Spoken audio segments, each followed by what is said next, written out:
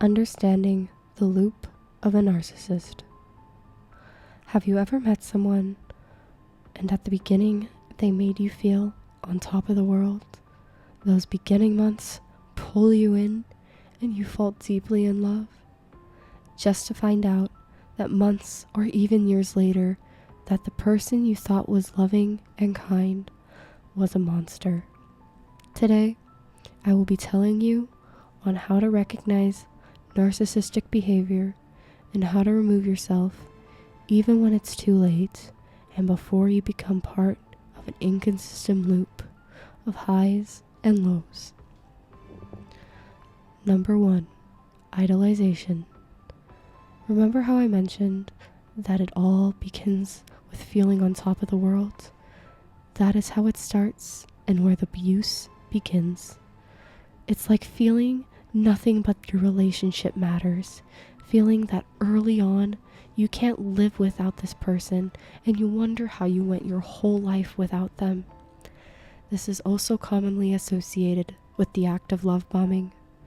This act is usually displayed when the narcissist is trying to pull you in with excessive amounts of love and affection. They want to make you feel on top of the world before they begin to pull you down. Number 2, devaluation. This is the part of the loop where they slowly start to bring you down. It may start off with off-putting comments, or if they become annoyed towards you for subtle little things, using negative things about you and your past to make you feel less than. As the loop repeats itself, the comments become insults. They begin to use a tactic called gaslighting. Gaslighting is used to have someone question themselves or their sanity, where in situations where you remember certain details of behavior, they will try to twist and convince you that it never happened or that you're going crazy, to the point you feel your self-worth slowly start to plummet each time you go around this vicious cycle. Number 3, rejection. In this part of the cycle, the narcissist begins to show less interest or care in what you're doing to the point you feel like nothing. This is where they begin to victim blame. As you begin to feel more and more worthless, where you can't fight anymore, they begin to play victim. They start making you feel the guilt for all of the things that have gone wrong in your relationship. That all of their bad behavior was all because you couldn't be better, even if you were the one doing everything to keep the relationship afloat. This is the point where they discard your feelings as their ego is significantly more important. Number 4, hoovering. Hoovering is a term to describe a set of behavior a narcissist will use to lure you back in to the vicious loop of their narcissistic ways. Depending on your situation, they can use love bombing, manipulation, or threats, maybe even all of the above.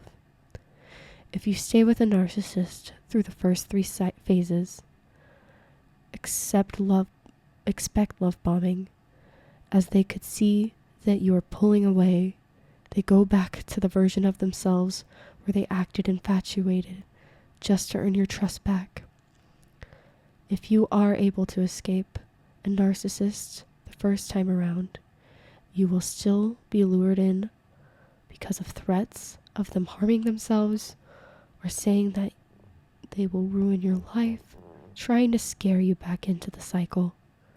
Unfortunately, this is a lot of us that fall victim and back into this cycle in this phase, just for us to go through every single one until you can seek a way out, or in a worst case scenario, until something bad happens. It is best to seek help or counseling if you find yourself in a relationship that seems to have these patterns. It is best to find a way out before it becomes detrimental to your health and sanity. We become victim because we like to believe we can see the good in the person we once did, in the hope that your partner can go back to the way they once were. Unfortunately, the beginning itself was never who they really were. Thank you for watching my first video. If you would like to receive more information from the universe, feel free to subscribe and hit that like button. Join me next time for my next video. Signing out from your spiritual messenger, Salem.